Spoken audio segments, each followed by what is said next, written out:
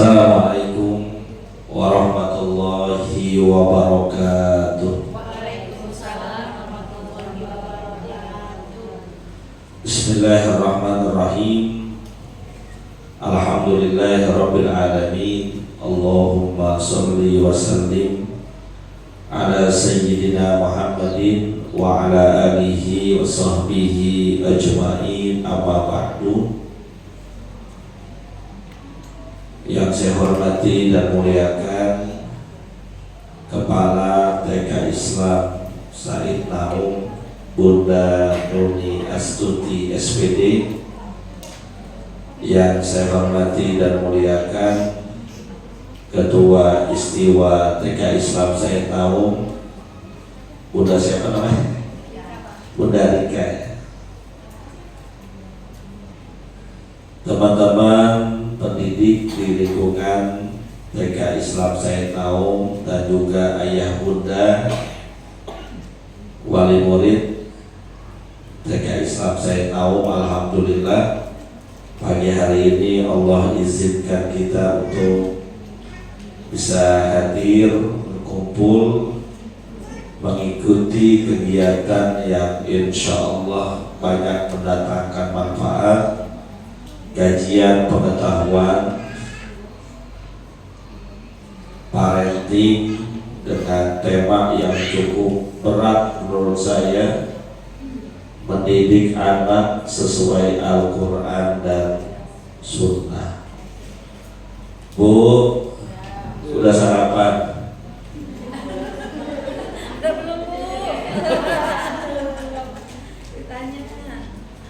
Sarapan itu penting, Bu, karena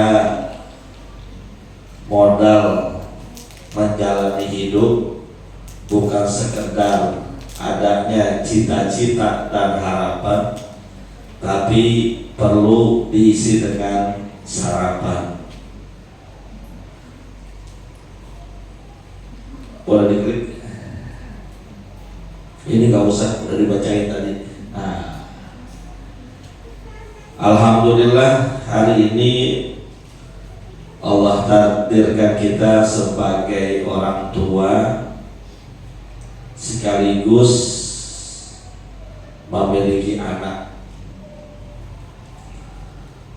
Dan dalam Islam, anak yang ada di rumah kita bukan hanya sekedar cahaya kehidupan, bukan sekedar buah dari rumah tangga, namun lebih dari itu, anak adalah amanah, titipan. Bu, yang namanya titipan itu harus dijaga dan dirawat. Ibu punya tetangga, suatu saat dia ingin pulang kampung, ada kendaraan motor, dia titipkan ke ibu, jeng kan begitu ya, saya mau pulang kampung, tolong titip kendaraan motor saya. Ketika itu sudah dititipkan kepada kita, maka menjadi tanggung jawab kita untuk menjaganya, merawatnya, jangan sampai ada yang hilang, rusak, apalagi berantakan. Nah, begitu pula anak, Bu. Allah titipkan kepada kita sebagai sebuah amanah, dan salah satu ciri orang yang beriman adalah mereka yang pandai menunaikan dan menjaga amanah, baik dari Allah maupun antar sesama manusia. Maka ketika orang sudah dititipkan anak, itu gak bisa dibuat sembarangan. Apalagi mohon maaf banget, saya kadang suka sedih terenyuh kalau ada orang tua yang diam-diam membuang anaknya di pinggir jalan atau menaruhnya di panti asuhan. Bahasa kasarnya, mohon maaf ya, bikin doyan tapi kerabatnya gak mau. Dosa tuh. Ini amanah dari Allah. Maka bahasa Allah itu sangat menarik karena ketika berbicara tentang anak ini, dalam surat Al-Anfal Allah katakan wa'lamu annama amwalukum wa auladukum fitnah wa annallaha indahu ajrun azim. Ini pada gak semangat ibu-ibunya nih. Coba saya tes dulu, anak soleh. Nah, kalau anak-anak kita bu dengar kalimat anak soleh langsung siap. Walau annama amwalukum wa auladukum fitnah wa annallaha indahu ajrun azim. Dan ketahuilah bahwa harta dan anak-anak kamu itu adalah ujian, cobaan, termasuk di dalamnya adalah amanah dari Allah. Dan sungguh di sisi Allah ada pahala yang besar jika kita bisa menjalankan amanah itu dengan sebaik-baiknya, jika kita bisa melewati cobaan dan ujian itu semaksimal yang kita mampu. Jadi anak kita bentuknya yang kayak gimana pun itu, dengan berbagai macam karakteristiknya, dengan berbagai macam sifatnya, dengan berbagai macam bentuk fisiknya, itu ujian tuh buat kita. Mohon maaf, mungkin ada di antara kita yang Allah kasih amanah anak yang bentuk fisiknya nggak sesuai dengan keinginan kita, ada kekurangannya, tidak sempurna menurut kita. Tapi itu adalah ujian dan cobaan yang kalau kita bisa melewati, indah pada akhirnya. Berapa banyak orang tua yang dititipkan anaknya tidak bisa melihat, buta. Ketika mengetahui anaknya buta, sedih luar biasa. Kalau mau protes, dia akan protes.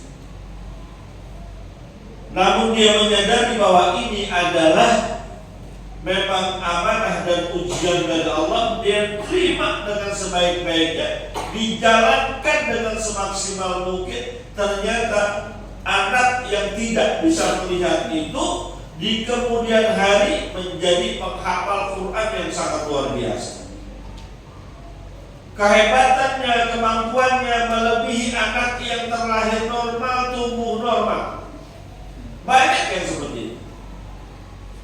Anak-anak yang terlahir normal ada kekurangan dari segi mentalnya, ABK misalnya, ujian itu. Berapa banyak orang tua yang gak tahan ujian itu, gak tahan cobaan itu, dilepas anaknya, tidak diberikan pendidikan, tidak diberikan arahan-arahan yang sebagaimana mestinya. Akhirnya anak ini menjadi terbengkalai. Tapi di satu sisi ada orang tua yang ketika menerima keadaan anaknya seperti itu, dia maksimalkan usahanya, dia berikan pendidikan sebaiknya, walaupun terlahir sebagai ABK di kemudian hari anak ini menjadi orang yang sukses banyak. Mohon maaf ya, saya kasih contoh. Kenal Dewi Yul? Dewi Yul siapa? Artis, penyanyi, lagunya apa?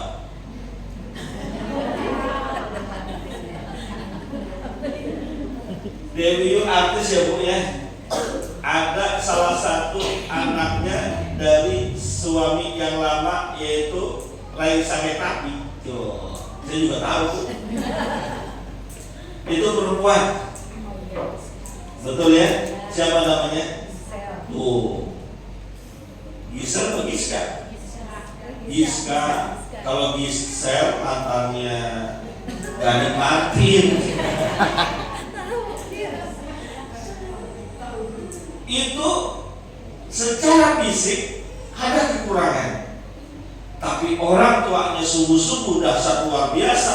Di kemudian hari anak ini memiliki kemampuan yang tidak dimiliki oleh anak yang terlahir normal. Contoh seperti ini bahkan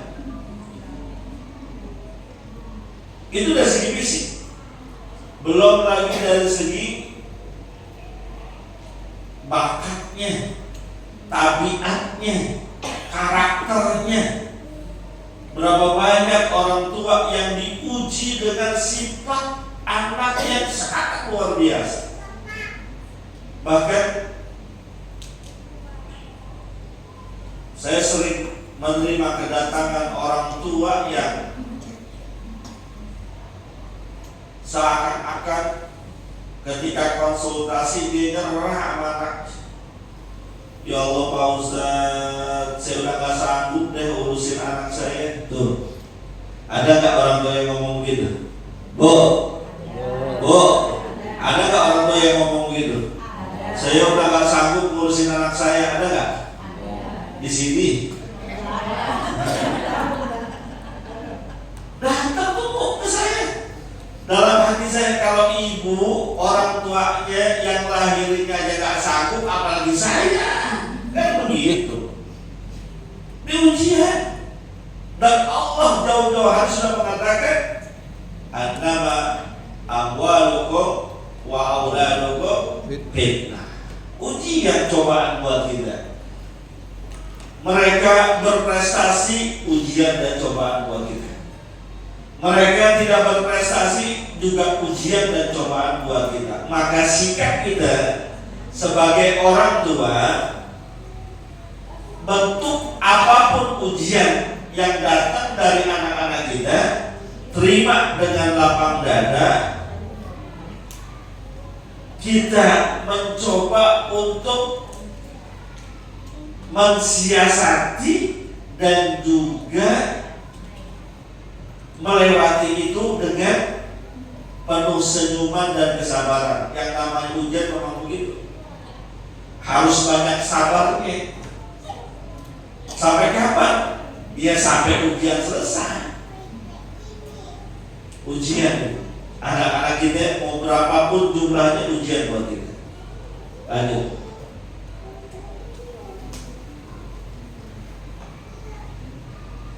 Karena anak ini adalah ujian dan cobaan, maka orang tua, baik ayahnya ataupun ibunya, memiliki tanggung jawab penuh untuk mendesain anak menjadi waladun sholeh atau bintun sholeh.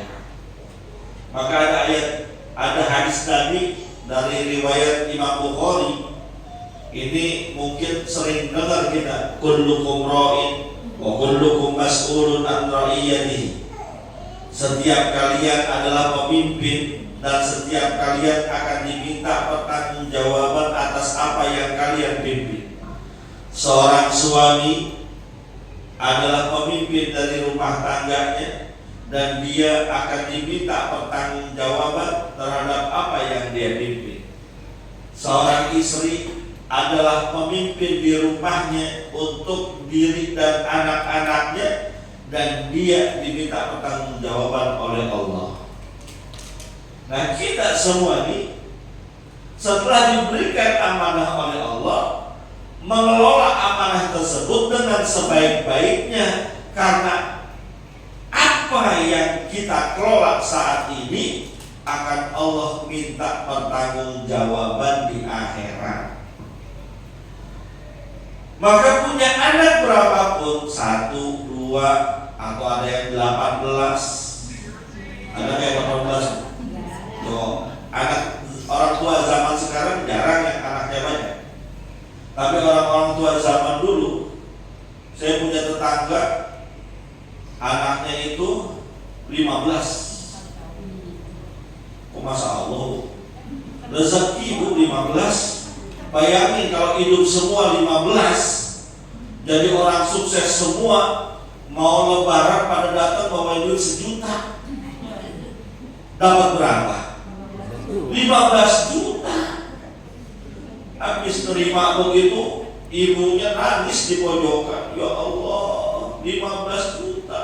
Kata suaminya, ya udah Bu, nggak usah nangis. Saya nyesel Pak. Nyesel kenapa? Kenapa punya cuma 15? Coba kalau 25, 4 kali lebaran bisa bikin kontrakan. Bukan main. Kita bakal ditanya kok. Maka punya anak jangan disebarangi. Kasih arahan, kasih didikan, kasih pembelajaran, kasih keteladanan. Karena sungguh kita bakal ditanya oleh Allah. Ada hadis yang sahih. Saya informasikan gambaran umum. Ada 2 orang tua ketika selesai melewati proses hisab dan mizan, amal ibadahnya banyak luar biasa. Lalu Allah katakan kepada mereka, silahkan antarkan kedua orang ini menuju surga. Ketika dalam perjalanan tiba-tiba dihadang oleh seseorang, bertanya, ya Rob, ini 2 orang tua mau dibawa kemana? Karena amalnya baik akan dibawa ke surga. Entar dulu, saya adalah anak dari kedua orang tua ini. Memang selama di dunia orang tua ini sangat baik, luar biasa. Ibadahnya jangan ditanya, sedekahnya juga jangan ditanya, kehidupannya sangat islami. Tapi saya anaknya, sejak dilahirkan sampai dewasa tidak pernah diberikan pendidikan agama, tidak pernah diberikan pembelajaran akhlak dan etika, tidak pernah diberikan keteladanan, tidak pernah dibimbing untuk menjadi orang yang lurus dan yang benar, sehingga hidup saya berantakan, jauh dari kebaikan, banyak berbuat kemaksiatan. Saya tidak mengenal Tuhan saya Allah gara-gara orang tua saya. Saya tidak mengenal syariat agama saya gara-gara orang tua saya. Oleh karena itu ya Allah, karena keteledoran ini saya dimasukkan ke dalam neraka. Saya tidak terima ya Allah. Saya minta keadilan. Kalau memang orang tua saya telah mengantarkan saya di dunia tidak memberikan belajar agama, itu dianggap biasa, saya protes. Berarti saya berhak masuk surga. Tapi karena gara-gara orang tua saya diponis ke dalam neraka, saya minta kedua orang tua saya seret juga ke dalam neraka. Bu, bayangin, ibu sama bapak udah mau jalan ke surga, udah nyium bau surga, tiba-tiba mohon maaf anak ibu menghalangi gini.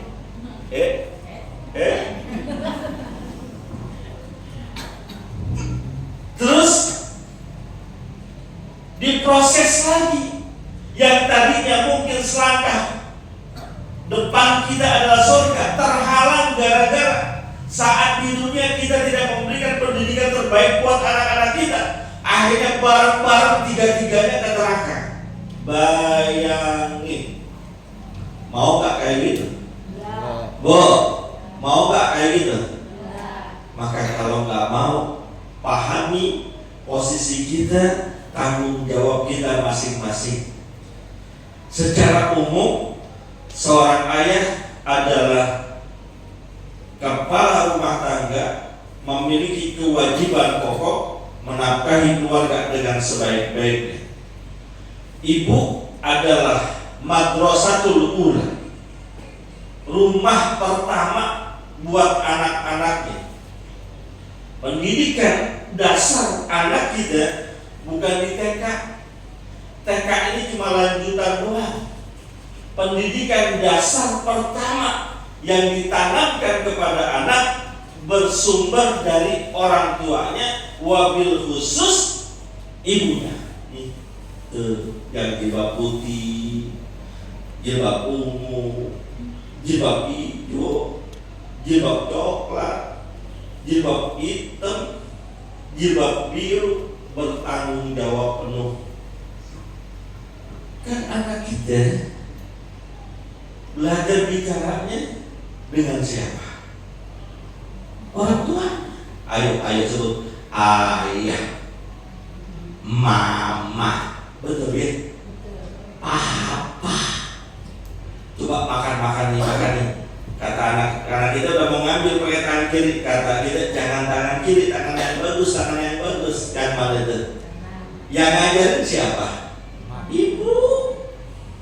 Madrasatul ula, ibu tuh yang ngajarin pertama kali. Maka pahami posisi itu. Pak Ustadz, saya kerja Pak Ustadz. Ayah kerja, suami kerja, istri kerja. Ini keadaan rumah tangga zaman sekarang. Anak diasuh oleh, anggap aja pembantu mbaknya. Maka jangan sampai peran kita sebagai orang tua diambil oleh mbaknya, diambil oleh pembantunya, atau diambil oleh kadang-kadang dititipin sama kakek neneknya. Jangan sampai peran itu tergantikan. Bolehlah mereka ngajarin sedikit demi sedikit, tapi tetap tanggung jawab mutlak ada di kita. Pulang kerja, usahakan badan letih memang, capek memang, tetap rangkul anak kita, jadikan kita madrasatul ula.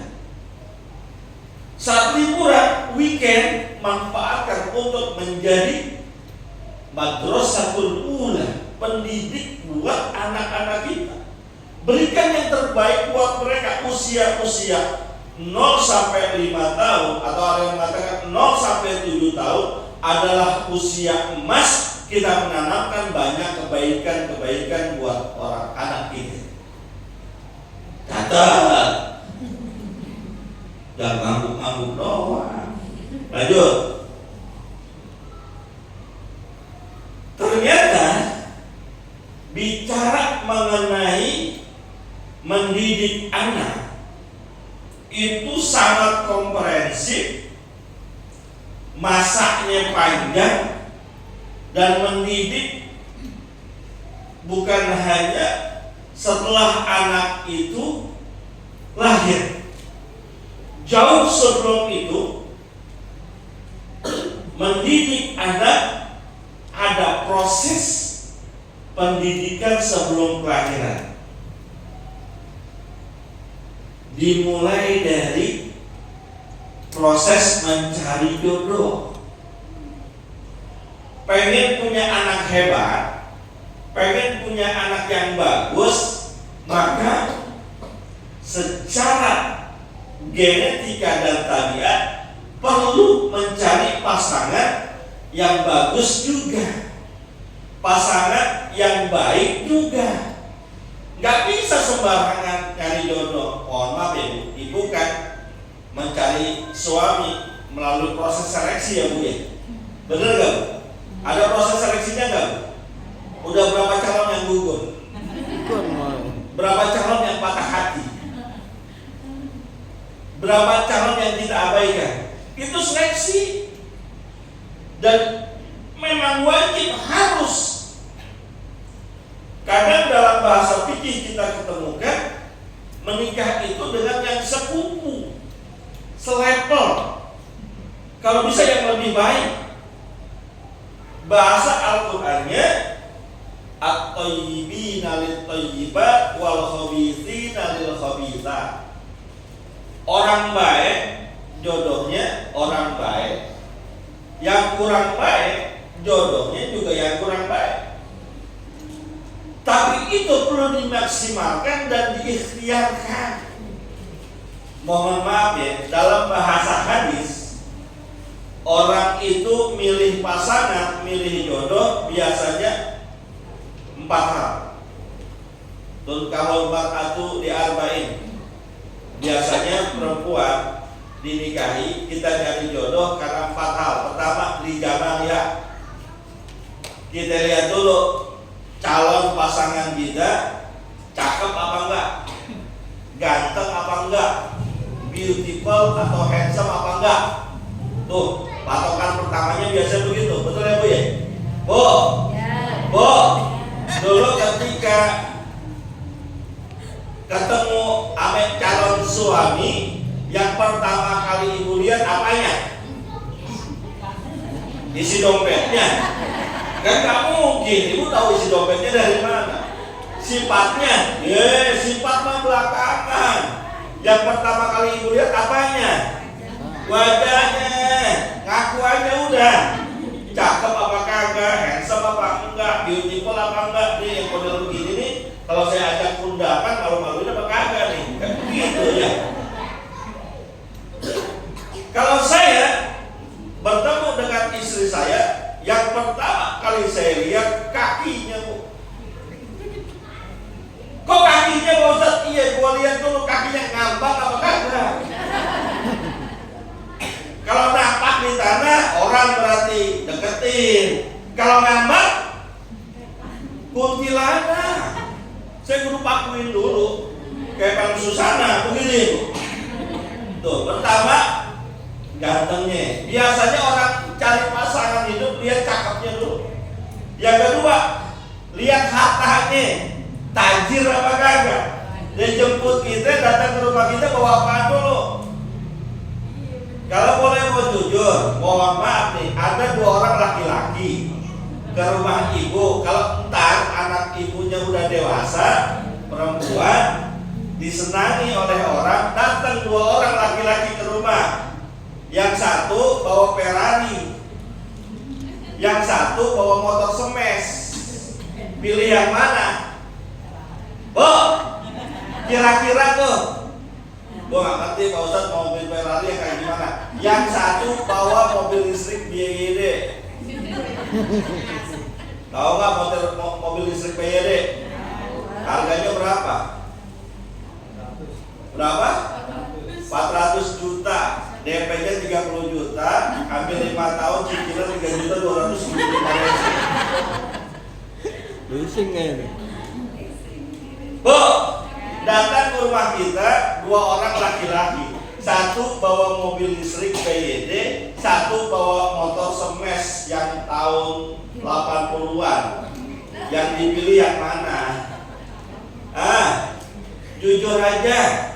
Orang tua termasuk anaknya lebih silo dengan yang bawa mobil. Manusiawi memang. Naluri kita begitu. Siapa yang mau hidup susah? Gak ada. Hidup enakan jadi orang kaya, betul. Hidup susah gak enak. Enakan jadi orang kaya. Mau kemana-mana gampang, mau jalan-jalan bisa. Mau sekolahin anak di sekolah mahal kayak saya tahu bisa. Saya tahu sekolah mahal atau sekolah murah. Bu, jujur aja. Ini ibu anaknya masuk sini nih. Ini sekolah mahal apa sekolah murah?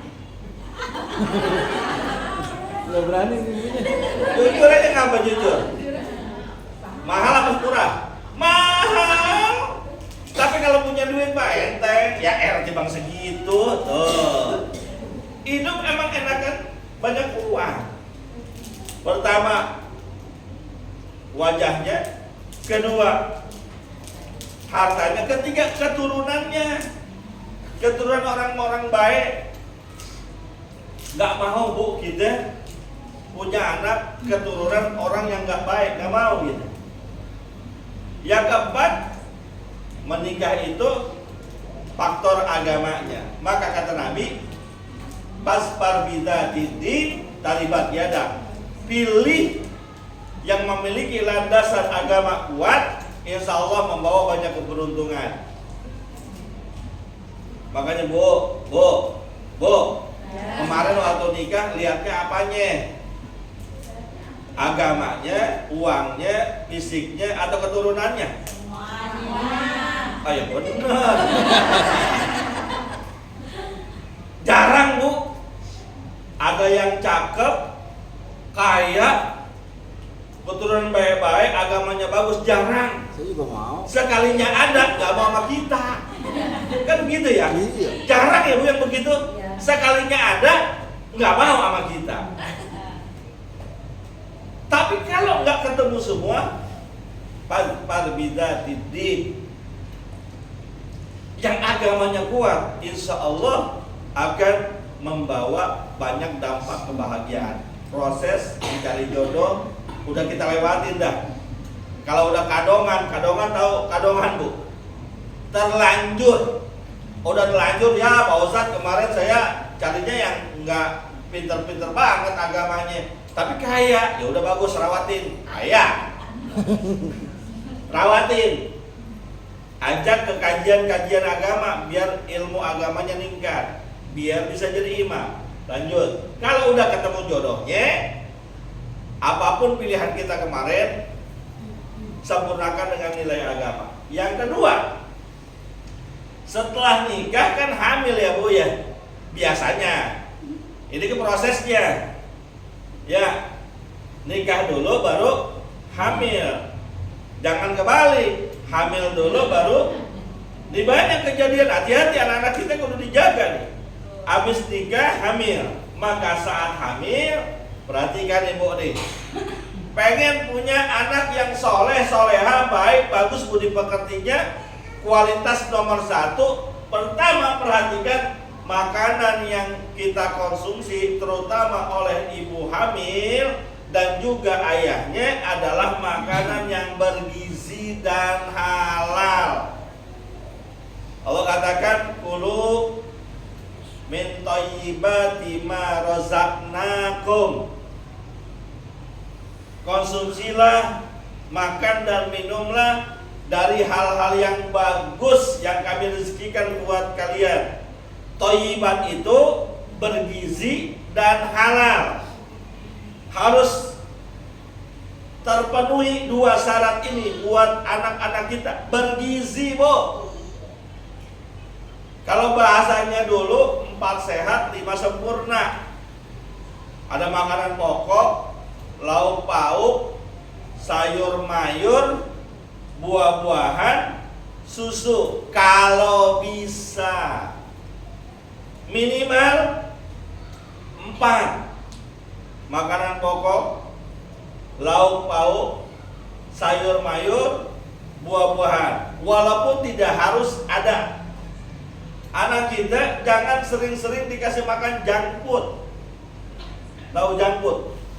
Bu, junk food tahu junk food? Itu makanan-makanan cepat saji yang pakai chicken, fried chicken. Mau yang McD, mau yang KFC, mau yang CFC, mau yang AW, mau yang Texas, mau yang Popeye. Jangan sering-sering. Kenapa? Bisa kanker. Kalau enggak anaknya yang kanker, ibunya kanker, bapaknya kanker. Apa kanker? Kantong kering. Karena makanan-makanan cepat saji itu diakui atau tidak banyak mengandung bahan pengawet, merusak badan. Kalau sesekali buat gaya, buat gak ketinggalan zaman, monggo silahkan. Jangan sering-sering. Sayur bu, sayur. Nih anak kita, mohon maaf nih anak kita, rata-rata yang judulnya anak-anak rada susah disuruh makan sayur, bener nggak? Semua anak, termasuk anak saya, rada susah sayur. Tapi bagaimana caranya? Oh, zaman sekarang variannya udah banyak tuh. Sayur dibikin nugget, ada ya? Emang rada mahal, tapi usahain. Nggak bisa dalam bentuk sayur segar, dalam bentuk yang lain. Buah, itu thayyibat. Tapi selain yang thayyibat, faktor yang paling penting kita tanamkan adalah halal. Yang kita makan kudu yang halal, yang pasangan kita makan kudu yang halal, mesti yang halal. Termasuk yang anak kita makan harus bersumber dari yang halal. Kenapa? Karena kata Nabi, kullu lahmin nabata min haramin pannaru aula. Setiap daging yang tumbuh dari barang yang haram, tidak halal, maka lebih pantas masuk ke dalam neraka. Kita makan yang haram, lebih pantas ke neraka. Pasangan kita makan yang haram, lebih pantas ke neraka. Anak kita makan yang haram, lebih pantas ke neraka. Kenapa? Karena ketika masuk yang haram, ini berdampak negatif buat pertumbuhan anak. Yakin dan percaya, barang haram masuk ke dalam tubuh akan membuat malas ibadah. Rada susah dibilangin, rada susah diajarin kebaikan. Disuruh sholat nggak mau, disuruh puasa malas. Tapi kalau disuruh main paling hobi. Termasuk badan kita nih, banyak aja makan yang haram, rada susah untuk ibadah, malas. Tahajud kesiangan mulu, jangankan tahajudnya, subuhnya kesiangan. Duha ketinggalan mulu. Maka introspeksi, kalau kita rada sulit ibadah, jangan-jangan udah ada barang haram masuk ke tubuh kita. Ya Bu ya, Bu, Bu, anaknya dikasih makan yang halal ya Bu. Yang kedua, kondisi ibu hamil selalu riang. Senang aja Bu bawaannya kalau lagi hamil. Ada yang lagi hamil kan? Nggak ada? Ada nggak? Ya nambah ya Bu, gimana caranya? Bu, kejiwaan seorang ibu berdampak kepada anak. Makanya mohon maaf, ada kata-kata orang tua yang walaupun belum bisa dibuktikan secara ilmiah, bilangnya begini nih, kalau istri lagi ngidam, turutin walaupun susah, entar anak lu ngeces, begitu nggak? Ya Bu ya, kalau lagi ngidam, kemauan istri, turutin aja. Kalau nggak diturutin anaknya ngeces. Padahal filosofinya jauh lebih dari itu. Ini kata-kata cakep. Kenapa? Kalau nggak diturutin, tuh istri yang lagi hamil kesel, marah. Kesel dan marahnya berdampak kepada pertumbuhan janin. Ini yang nggak bagus. Semakin sering sedih, semakin sering cemberut, semakin sering kesel, entar berdampak kepada anak yang di dalam janinnya, di dalam perutnya. Maka bikin senang. Yang datang bapak-bapak cuma 1, 2. Ini yang bawaan saya itu. Ini bapak-bapak kudu dengerin. Kalau bini lagi hamil, istri lagi hamil, senengin. Senengin hatinya. Tanya, mah mau apa mah? Pagi-pagi tanya, mah mau apa? Mau lihat pala kereta Pak? Bukan Pak. Senengin kok, bawa senang, ajak senang. Insya Allah dampaknya luar biasa. Karena kalau dibikin sedih, ini pergerakan janin di dalam rahim itu lambat. Tapi kalau diajak senang, diajak gembira, dia akan cepat, pergerakannya bagus. Kata siapa Pak Ustadz? Saya nanya dokter. Nanya dokter, kan bini saya kan pernah hamil juga. Saya tanya dokternya, namanya Adi SPOG. Dokter Adi, saya pernah nanya begitu, bener Pak. Jadi kalau istri lagi hamil, bawa senang aja, ajak senang, ajak jalan-jalan, ajak kedupan, naik kota asing. Halilintar. Ajak senang pokoknya, ajak senang ya Pak, ya Pak. Istri lagi hamil nggak Pak? Iya. Nah, ajak senang Pak. Pulang dari sini, ajak makan di mana kayak yang enak. Nggak apa-apa Bu. Ya, itu mempengaruhi yang di dalam rahim. Yang ketiga, nah nih, yang lagi hamil ataupun orang tuanya, ayahnya sering-sering perdengarkan kepada janin bacaan Al-Quran, bacaan zikir. Pengaruh luar biasa. Saya punya dosen dulu namanya Profesor Hajjah Nurbaiti Nurut. Emang namanya Nurut tuh, Nurbaiti Nurut. Beliau asisten dari almarhumah Profesor Hajjah Zakiyah Derajat. Kenal Bu, pernah denger ya? Zakiyah Derajat, psikolog wanita terkenal di Indonesia. Silakan. Ahlan wa sahlan, selamat datang. Kopi pasti ini isinya nih. Insyaallah, terima kasih Bu. Semoga Ibu masuk surga setelah saya. Beliau mengatakan begini, saya belum pernah melihat penelitiannya, tapi beliau sudah melihat penelitiannya. Karena beliau yang melakukan penelitian itu. Dia katakan, janin yang di dalam rahim ketika diperdengarkan lagu-lagu klasik. Bu, tahu lagu klasik? Lagu klasik tahu?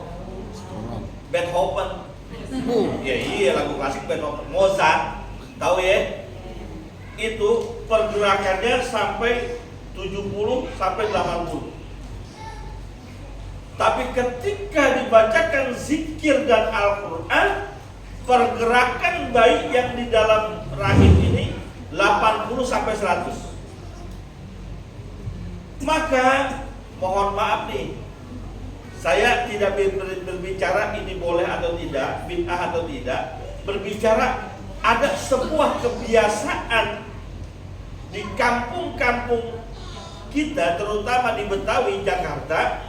Kalau masuk usia 4 bulan ataupun 7 bulanan, itu suka dibikinin acara, betul ya Bu? 4 bulanan ya Bu? Ada ya? 7 bulanan, betul? Itu salah satu seremoni acaranya, yang lagi hamil suruh baca Al-Quran, bener gak? Apa yang dibaca? Surat Yusuf, surat Maryam, surat Al-Fatih, surat Muhammad. Betul gak? Kenapa? Ini sebetulnya simbol bahwa dengan baca Al-Quran, pergerakan bayi lebih aktif di dalam rahimnya. Itu baru sekali. Coba baca sepanjang hamil, ketahuan aja garis 2 setelah dites pakai negatif. Apa? Merek apa? Mereknya apa mereknya? Sensitif. Iya. Garis 2, kan kalau garis 2 udah hamil kan? Periksa ke bidan, dihitung-hitung terakhir haid kapan? Wah, sebulan yang lalu. Wah, ini udah jalan sebulan nih. Banyakin baca Quran, banyakin zikir. Kata istrinya, ya aku nggak bisa baca Quran. Ya udah zikir. Atau ayahnya ini sering-sering baca Quran di samping ibu hamil. Sering-sering. Bagaimana saya mau bacain Pak Ustadz? Orang yang ngidamnya nggak mau melihat saya. Bener kan? Ada nggak Bu? Orang ngidam nggak mau lihat suaminya? Ada Bu, beneran. Saya ngalamin. Maksudnya bukan saya. Ada orang datang ke rumah saya, konsultasi, Pak Ustadz gimana ya? Emang kenapa? Istri saya lagi hamil. Ya bagus, alhamdulillah. Masalah ngidamnya, turutin ngidamnya. Pak Ustadz ngidamnya dia nggak mau lihat saya. Setiap melihat saya, woi. Orang ngidam begitu ya. Setiap melihat saya, bagaimana caranya Pak Ustadz? Gampang. Lu masuk ke kamar, jidat tuh tempel duit 100.000. Jidatnya tempel duit 100.000. Lu masuk ke kamar, kira-kira owe apa kagak? Iya. Gak bakal owe lagi udah. Bu, banyakin baca Quran dan zikir. Apapun. Zikir yang kita bisa, subhanallah, alhamdulillah, Allahu akbar, la ilaha illallah, itu bagian dari zikir. Baca sebanyak-banyaknya. Udah jam 9:15. Kontrak saya cuma sampai 9:30. Ini masih ada berapa lagi? Masih banyak banget ya. Lanjut dah di parenting yang akan datang, undang lagi saya. Ya, pengen banget diundang. Bu, masih banyak banget Ibu. Bagaimana ya Bu ya? Saya lengkap ke sesi yang terakhir aja langsung. Terus banyak banget. Ini nanti PR-nya dikasih aja. Ya, kok ini boleh di-share aja PR-nya, nggak apa-apa. Naik lagi sebelum, bukan. Nah ini terakhir Bu. Usaha kita boleh bagus, boleh maksimal. Sekolah di sekolah yang bagus saya tahu. Terus kita arahkan sesuai dengan tabiatnya, sesuai dengan bakat dan minatnya. Tapi jangan pernah lupa, doa orang tua kepada anak adalah doa yang menembus langit dan diijabah oleh Allah. Sering-sering doain anak kita. Pernah dengar cerita tentang Syekh Abdurrahman Sudes? Ya kan? Yang dalam cerita itu dikatakan Syekh Abdurrahman Sudes itu bandelnya luar biasa, nakalnya luar biasa. Bukan lagi pohon dinaikin, lemari dinaik-naikin. Alhamdulillah anak saya punya anak perempuan, naiknya lemari Bu. Waktu usia 2-3 tahun lemari begitu dinaikin. Nih, Syekh Abdurrahman Sudes nakalnya luar biasa, tapi ibunya paham agama. Tidak disumpahin. Awas jatuh. Jangan, kita jatuh beneran. Termasuk kata-kata ibu nih, itu doa tuh. Ini anak nakal banget sih, bandel banget anaknya. Itu doa tuh. Jangan. Itu juga ada di sesi sebelumnya tuh. Mulut orang tua itu dijaga. Jangan sembarangan. Anak kita boleh nakal, boleh bandel. Sebetulnya itu sedang mengapresiasikan apa yang ada di otaknya, bergerak lincah. Semakin lincah, semakin cerdas anak kita. Jangan mulut nih, ya Allah, nakal banget sih lu, nakal banget. Saya pernah tuh ada orang tua yang nakal anaknya dalam artian sering melanggar aturan. Datang ke saya, udah kita nasihatin begini-begini tuh ibu, ya Allah, saya mau nakal banget, saya nakal banget. Nyakitin mulu, jangan. Doain Bu. Doa orang tua untuk anaknya mustajabatun, pasti diijabah, nggak bakal tertolak. Maka doanya banyak tuh. Dalam Al-Quran dicontohkan, Rabbana hablana min azwajina wa dzurriyyatina qurrata a'yun waj'alna lil muttaqina imama. Rabbi habli minas sholihin. Rabbana wa taqabbal du'a. Ya Allah, Rabbi alni muqimis shalah wa min dzurriyyati. Itu doa-doa untuk anak kita. Pak Ustaz, saya nggak hafal pakai bahasa Arab, pakai bahasa Indonesia boleh. Pakai bahasa Jawa juga nggak apa-apa. Bahasa Minang silahkan. Yang penting setiap habis sholat kita, ya Allah, ya Rahman, ya Rahim, alhamdulillah Engkau berikan aku amanah anak. Maka dengan bimbingan dan hidayahmu, jadikanlah anak-anakku anak yang soleh dan soleha, berbakti kepada kedua orang tuanya. Kelak kalau sudah dewasa, bermanfaat bagi agama, bangsa dan negaranya. Amin. Bu, amin dong. Amin. Ya, kalau udah amin udah selesai, udah amin. Ya Bu ya. Ini nggak bisa saya jelaskan semuanya karena memang paling nggak kalau parenting kayak gini 4 jam Bu. Cuma karena memang keterbatasan waktu, ibu-ibu abis ini kan ada yang acara di tempat lain ya Bu ya. Saya tahu karena tasnya udah pada gede-gede banget. Ada yang ke blok B, ada yang ke blok A, ada acara masing-masing ya. Saya pun setelah ini ada kegiatan di tempat lain, jadi saya cukupkan sekian. Mohon maaf kalau ada kekurangan. Insya Allah kalau yang perlu filenya silahkan saya berikan secara ridho ikhlas tanpa royalti. In uridu illa al-islaha mastata'tu wa ma taufiqi illa billah alaihi tawakkaltu wa ilaihi unib. Assalamualaikum warahmatullahi wabarakatuh.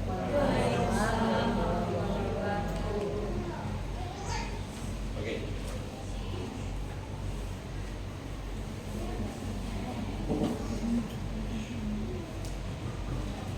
Baik, terima kasih kepada Bapak Ustadz Muhammad Yunus atas pemaparan materinya yang Masya Allah mengingatkan kita ya, benar-benar semua ya. Terus kayaknya nyampe ke hati, jangan lupa doakan anak-anak, beri makan makanan yang halal. Baik, Bapak boleh di sini kita sesi tanya jawab? Boleh. 2 atau 3? Semuanya nanya juga nggak apa-apa.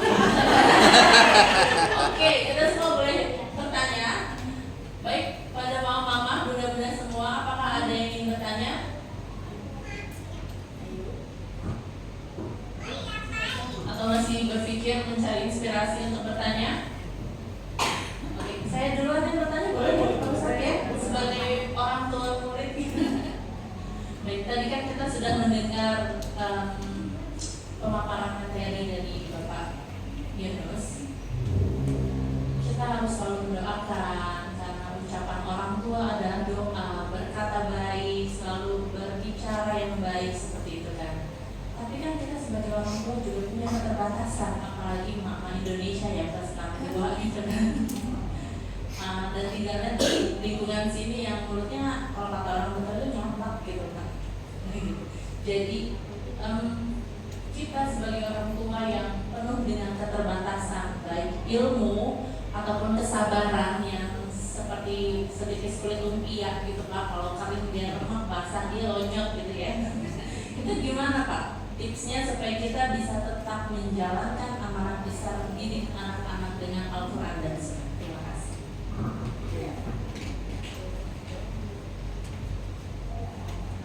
Terima kasih, pertanyaan luar biasa.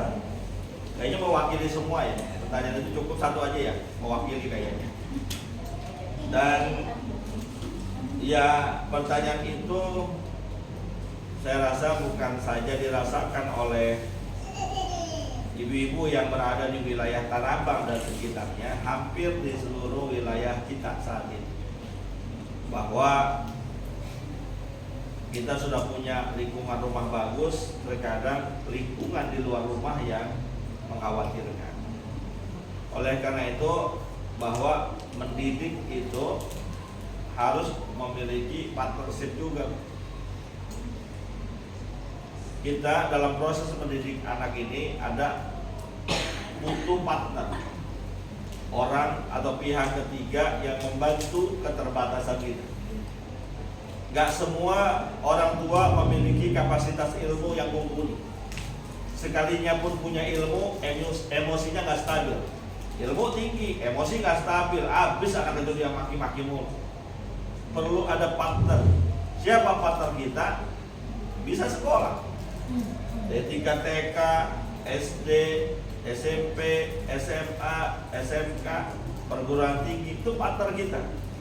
Maka dalam proses mendidik anak ini, libatkan partner terbaik untuk masa depan anak kita. Maka mohon maaf ya Bu, sering saya katakan di mana-mana, mencari pendidikan anak bukan sekedar yang gratisan. Ini dengan keterbatasan yang ada saat ini, hampir mayoritas orang tua cari sekolah anak bagaimana yang gratis. Betul ya Bu ya? Bu, biasanya kita begitu ya, cari yang gratis Pak Ustadz, soalnya biaya pendidikan sekolah mahal. Apalagi saya tahu ya TK aja udah segitu, apalagi SD aja udah segitu, apalagi SMP. Kalau yang dilihat gratisnya dulu, maka mohon maaf, bukan saya katakan sekolah gratis tidak bermutu. Kita tidak akan bisa maksimal sesuai dengan kebutuhan. Yakin itu. Karena yang gratis masih ada keterbatasan. Yang berbayar aja ada keterbatasan, apalagi yang gratis. Cari partner sekolah yang sesuai dengan kebutuhan kita. Itu pilihan yang mutlak. Anak bapak ibu maunya diapain? Dikemanain? Nah, kayak kita sekarang yang TK nih, mau kita bikin apa? Ayo saya tanya, anak ibu nih yang dititipin di TK sekarang, mau dijadiin apa ke depannya? Bu, mau dijadiin apa? Anggap ini adonan nih, adonan terigu, mentega, telur, permipan, soda kue. Itu kan bahan. Dan bahan yang ada bisa jadi donat, betul. Bisa jadi kue bantal, bisa jadi emplek terigu, bisa jadi cakwe. Baru bahan. Kemana arah anak kita tergantung kita mau ngolahnya kayak gimana. Maka sebetulnya di pertengahan sesi tadi ada kemampuan kita, pengetahuan kita untuk cari tahu nih, ini anak punya bakat, minatnya seperti apa. Caranya dengan Dites Bu. Ilmu modern sekarang dengan stipin, Ibu tahu pernah dengar stipin? Stipin Ibu pernah dengar? Tes minat bakat dengan sidik jari. Itu berbayar Bu. Kalau nggak salah 400 sampai 500 ribu. Tapi tingkat akurasinya 95 sampai 100%. Di situ ketahuan tuh anak kita bakatnya di bidang apa. Kalau sekolah jurusannya apa, ketahuan semua. Alhamdulillah di Said Naum ini ada 2 unit yang sudah mau menjalankan SMA dan SD, mungkin akan nyebar ke unit yang lain. Ketahuan tuh Bu, anak kita cuma tes 10 menit dengan sidik jarinya, ketahuan tuh IQ-nya sekian, ininya sekian, gaya belajarnya begini, anaknya nih harusnya diginiin, bakatnya di bidang ini, ketahuan semua. Kalau ibu sudah paham itu, kuasai itu, cara pendekatan anak yang ini anak ibu misalnya tipenya saintis, pendekatannya harus seperti apa, itu dipakai, insya Allah anak kita bisa tumbuh sesuai dengan harapan kita. Tapi dipakai, memang harus biaya. Itulah hidup itu memang, apalagi di Indonesia ya, hampir jarang yang gratis. Semua berbiaya. Tapi kalau kita mau memaksimalkan anak kita ke depan mau jadi apa, ya walaupun stipend tadi tidak harus di sekolah, bisa di luar sana, lembaga di luar sana banyak. Karena pun yang di Said Naum juga dia bekerja sama dengan lembaga luar. Itu ketahuan di situ, arahannya udah kita bisa pola tuh. Habis dari TK maunya kemana, lalu lanjut kemana. Berapa banyak anak yang gagal karena bakat dan minatnya tidak sesuai dengan sekolah yang dipilih. Itu banyak banget di Indonesia, banyak banget. Bakat minatnya jadi ABRI, polisi. Anaknya di sekolahnya di SEMIP, pariwisata. Ya nggak nyambung. Akhirnya gagal. Bakat minatnya nggak terpenuhi, anaknya sekolahnya nggak maksimal. Maka itu perlu partner, ya, partner sekaligus juga kedewasaan kita. Anak dilepas habis jangan, dikekang terlalu juga jangan. Maka bentengan sempurna dari itu adalah doa kita. Doa. Tahapannya kita ikutin, sempurnakan dengan doa. Insya Allah anak-anak kita bisa tumbuh berkembang dengan sesuai harapan kita. Amin ya robbal alamin. Sudah cukup? Baik, terima kasih. Intinya kita butuh support system ya. Ya, yang sesuai dengan value yang kita tanamkan dalam keluarga kita. Baik, Mama, adakah yang ingin bertanya lagi? Ya. Boleh Pak? Dipersilakan. Boleh.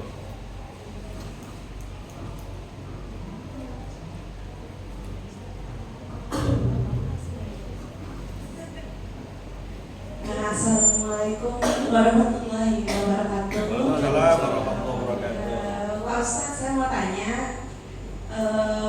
kan ada misalnya kita punya anak lebih dari 1 gitu, 2, 3, 4. 15. Nah terus punya anak banyak itu kadang kan orang tua suka Pajuan. Toringnya di belakang soalnya. Oke, jadi orang tua itu kadang suka bersifat tidak adil ke anaknya. Kadang kita nggak sengaja, anak kita kadang merasa ih mama nggak adil, mama gitu kan. Nah, tapi orang tua kadang nggak sengaja lah gitu kan. Apakah sifat kita gitu dipertanggungjawabkan gitu? Allah gitu, apakah dosa gitu kan? Ini mama nggak adil gitu kan. Nah, jadi bagaimana itu Pak Ustaz? Terima kasih. Assalamualaikum warahmatullahi wabarakatuh. Assalamualaikum warahmatullahi wabarakatuh. Ya, orang tua dari sekian banyak anak yang dimiliki, siapapun orang tuanya punya anak 5, pasti dari ini tandanya udah mau habis nih. Oke, Bunda.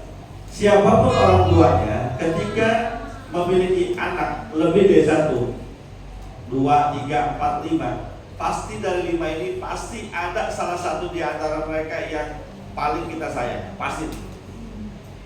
Karena rasa itu nggak bisa dibohongin. Rasa, mohon maaf, walaupun saya contohin nggak ngenakin ibu contohnya ya, tapi ini sekedar contoh. Ada seorang laki-laki istrinya 4. Contoh ya Bu, dari 4 istrinya itu, apakah semuanya sama? Nggak mungkin. Sama nih, ibu-ibu ada anaknya 5. Yakin dari 5 yang ada 1 yang paling dia perhatikan kasih sayangnya. Kadang yang paling bontot, namanya yang rada kecilan. Kadang yang anak pertama, kadang juga anak tengah. Karena ingat banget kenapa lebih sayang kepada anak yang tengah, karena sejak anak ini lahir rezekinya lebih dimudahkan. Itu manusiawi. Ketika perhatian atau rasa sayang kita kepada salah satu anak lebih, itu nggak apa-apa, nggak apa-apa. Dengan catatan 4 yang lain, seandainya anak yang 5, 1 diutamakan, nggak apa-apa.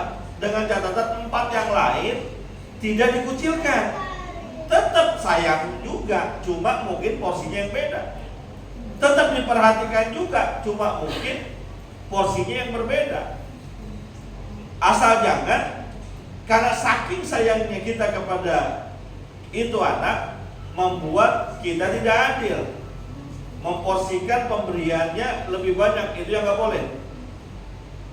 Karena sayang banget sama dia, yang lain jajannya 10.000, dia 200.000, nggak boleh tuh. Ya kan contoh ibu ya. Jadi rasa sayang kita lebih kepada salah satu, nggak apa-apa. Tapi dalam pemberian materi dan lain sebagainya, jangan dibeda-bedain. Contoh, ini anak kita yang kita sayang banget, kita harapin jadi sekolahnya yang favorit nomor 1, lab school, bukan main, lab school bu, high school, yang bayarannya 3.700.000. Yang lain cuma sekolah biasa. Itu bakal ditanya oleh Allah, kenapa begitu? Kalau karena alasan kebutuhan mungkin aman, tapi alasannya habis yang ini saya sayang banget, gak boleh. Jadi porsi sayang kita mungkin berbeda, tapi porsi materi yang kita berikan jangan sampai berbeda karena landasan kita lebih sayang kepada salah satu. Gitu ya Bu ya? Ya Bu ya? Jelas maksud saya ya? Gitu. Ya mudah-mudahan ada manfaatnya.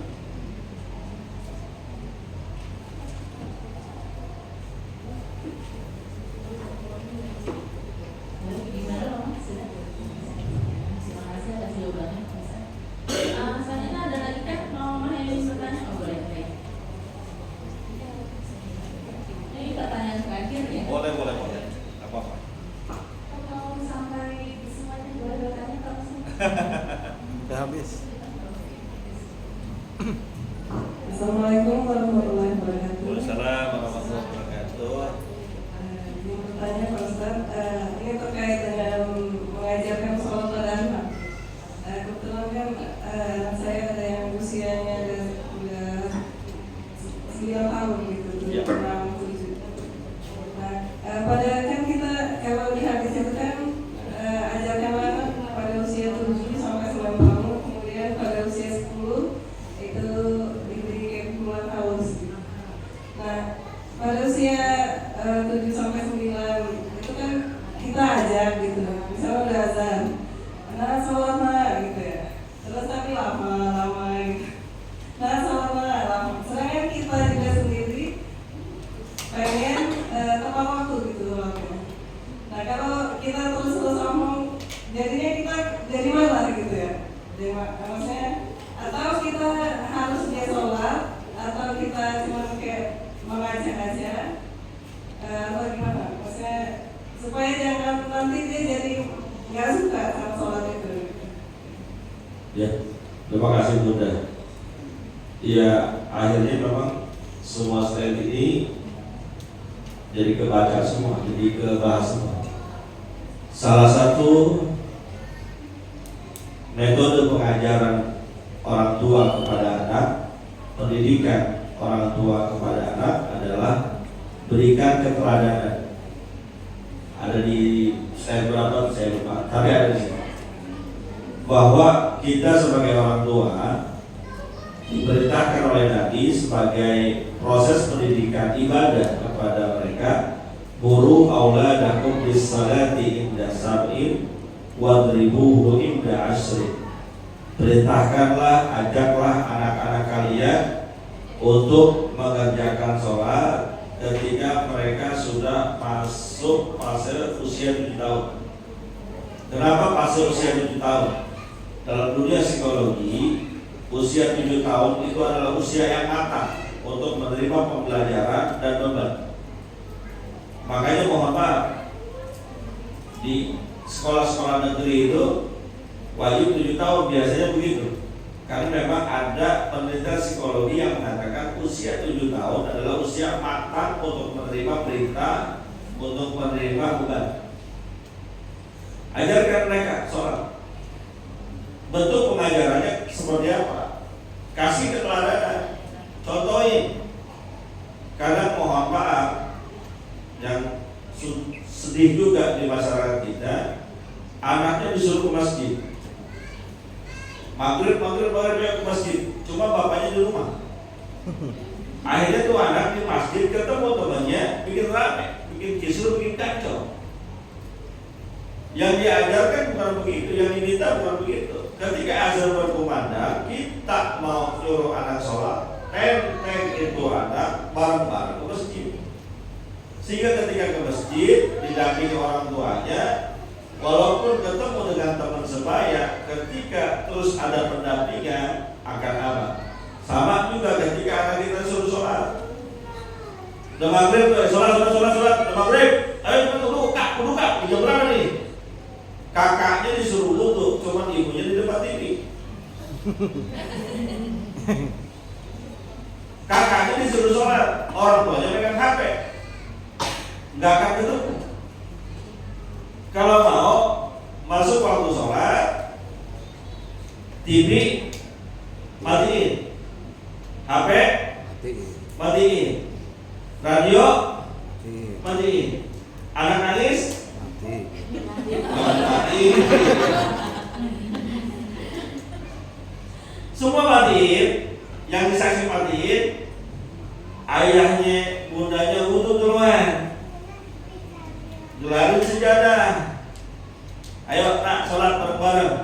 Kalau dilihat sejadah sudah terhampar, ayah bundanya sudah rapi siap melaksanakan sholat, apa iya anak gak akan tergugah?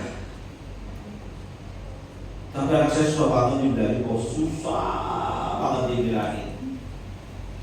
Ada fase selanjutnya, wadribuhu inda asri. Boleh dipukul ketika umur 10 tahun. Ini jangan mentah-mentah ini. Maksudnya boleh diberikan peringatan yang lebih keras kalau anak sudah masuk usia 10 tahun. Kalau 10 tahun itu ambang kedewasaan, ambang usia balik. Boleh ditahzir, diberikan peringatan. Bu, saya dulu masih kecil. Itu kalau azan subuh, alhamdulillah saya punya orang tua, ibu saya itu. Kalau sudah masuk azan subuh, saya belum bangun, dia cuma ambil sapu lidi. Gak banyak bu, sapu lidi satu aja, dia ambil, cepat kakinya tek gitu. Yang dengan sebab itu, alhamdulillah sampai saat ini budaya bangun sebelum subuh itu sudah menjadi karakter di keluarga saya, termasuk anak saya. Itu kalau dibangunin subuh udah gampang banget, karena terbina karakternya seperti itu. Jadi bu ya, selain berikan pengajaran, terutama tentang sholat, berikanlah keteladanan. Anak kita ini sekarang rada sulit mencari figur contoh, sehingga yang dicari teladan-teladan yang dari luar, yang ditonton dijadikan keteladanan, yang didengar, yang dilihat jadi keteladanan, karena ayah bundanya belum bisa menjadi teladan terbaik buat dirinya. Kalau memang anak kita pengen ajarin sholat, ayo orang tuanya duluan contohin. Insya Allah itu anak akan mudah bergerak hatinya. Pada usia tertentu boleh diberikan peringatan yang lebih keras agar mereka sadar bahwa ada konsekuensi yang harus diterima jika kewajiban terhadap Allah dia tinggalkan. Seperti itu. Cukup ya? Wallahu a'lam bishawab. Cukup ya? Ada lagi nggak? Cukup ya? Cukup ya? Boleh saya pantun?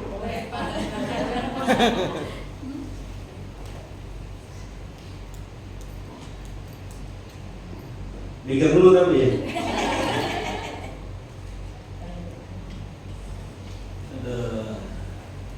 Udah mau tutup aja dulu. Tutup dulu. Belum ketemu pantunnya soalnya. Oh iya, baik, terima kasih.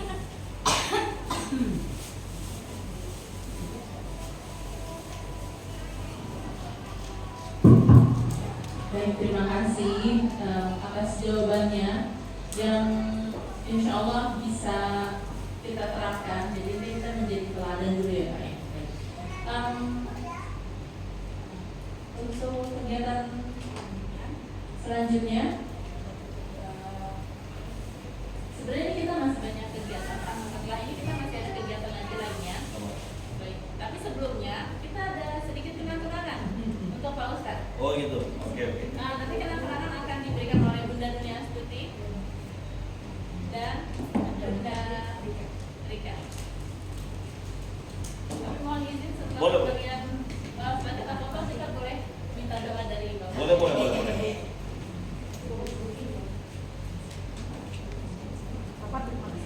Ya, terima kasih. Wah, bawa sertifikatnya. Ini bisa digadain nggak sertifikatnya? Ya.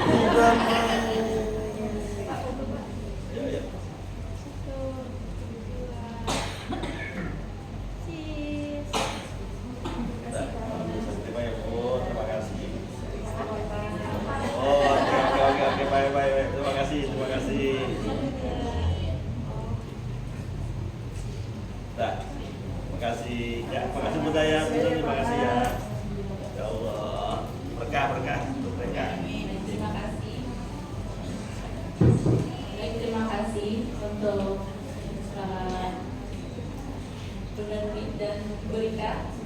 Untuk acara selanjutnya setelah penutup kan biasanya doa itu di penutup gitu ya Pak ya. Tapi ini kita sebelum selesai kegiatannya. Bagaimana kalau sekarang saja kita doa dulu, nanti penutupnya setelah acara selanjutnya. Selesai saya belum. Boleh ya. Bu, kita doa dulu ya Bu. Nanti kan saya mau pantun, boleh lah ya. Kalau ketemu soalnya pantun. Bilang kakak ya Bu. Sampai kakak. Beli jaket di pasar Kemiri, harus dipakai supaya nggak masuk angin. Seminar ini harus segera diakhiri agar kopi saya tidak menjadi dingin.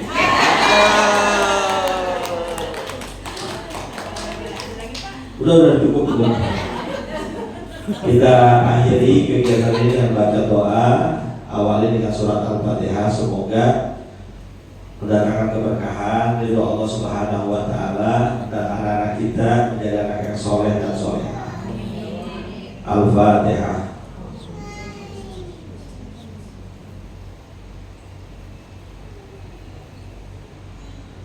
Bismillahirrahmanirrahim. Alhamdulillahirabbil alamin. Allahumma shalli wa sallim ala sayyidina Muhammad wa ala ali sayyidina Muhammad. Allahumma inna ala dzikrika wa syukrika wa husni ibadatik. Allahumma ighfir lana wa liwalidina warhamna warhamhum kama rabbawna shighara. Rabbana hab lana min azwajina wa dhurriyyatina qurrata a'yun waj'alna lil muttaqina imama. Rabbi ij'alna muqimis shalah min dzurriyyatina. Rabbana wa taqabbal du'a. Rabbana hab lana min shalihin. Rabbana hab lana min shalihin. Rabbana hab lana min shalihin. Rabbana atina fid dunya hasanah wa fil akhirati hasanah wa qina adzabannar. Wa sallallahu ala sayyidina Muhammadin wa ala alihi wa sahbihi wasallam. Walhamdulillahi rabbil alamin. Terima kasih. Mohon maaf. Assalamualaikum warahmatullahi wabarakatuh.